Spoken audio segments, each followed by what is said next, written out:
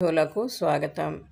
ఈరోజు మనం చెప్పుకోబోయే కథ పేరు అత్యాస ఫలం. ఒక ఊళ్ళో గోవిందుడు అనే యువకుడు ఉండేవాడు. అతడు ఆవులు, గేదెలు మందల్ని కొండ ప్రాంతానికి తీసుకెళ్ళి మేపుతుండేవాడు.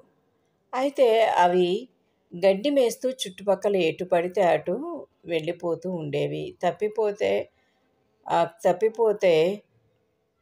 బాధ అవుతుందని చెప్పి దొరకవని చెప్పేసి గోవిందుడు వాటికి చిన్న చిన్న గంటలను మెడకి కట్టాడు. వాటిని మేతకు వదిలేసి తాను కట్టెలు కొట్టుకుంటూ ఉండేవాడు. సాయంత్రం అన్నింటినీ ఇంటికి మళ్ళించేవాడు. గంటలు కట్టడంతో ఎంత దూరంలో ఉన్నా వాటిని వినపడడం వల్ల అవి ఎక్కడున్నాయో తెలుసుకొని వాటన్నింటినీ కూడా గుర్తించి తీసుకొచ్చేవాడు. ముఖ్యంగా తనకెంతో ఇష్టమైన ఆవుకి మంచి ఖరీదైన గంటను కట్టాడు. అందువల్ల అది తప్పుకుపోకుండా ఉండేవి. ఒకరోజు ఆ గేదెలు మేస్తున్న వైపు ఒక వ్యక్తి వెళ్తూ ఆ ఖరీదైన గంట ఉన్న ఆవును చూశాడు. ఆ ఆవును ఎలా అయినా తస్కరించాలనుకున్నాడు.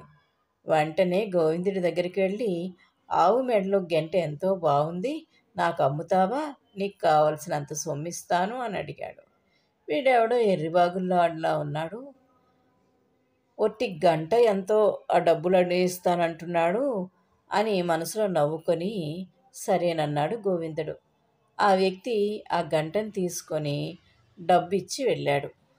ఆ మరునాడు ఆ గంట కొన్న వ్యక్తి గోవిందుడు ఉన్న చోటికి వచ్చాడు. నెమ్మదిగా మెడలో గంటున్న ఆవుని గంట లేని ఆవుని ఇంటికి తీసుకొని వెళ్ళిపోయాడు. సాయంత్రం కాగానే ఆ ఆవు తప్ప అన్నీ కనిపించాయి.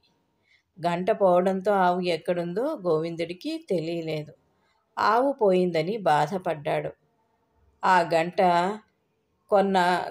ఖాళీ ఆవుని దొంగిలించి ఉంటాడని గ్రహించలేకపోయాడు.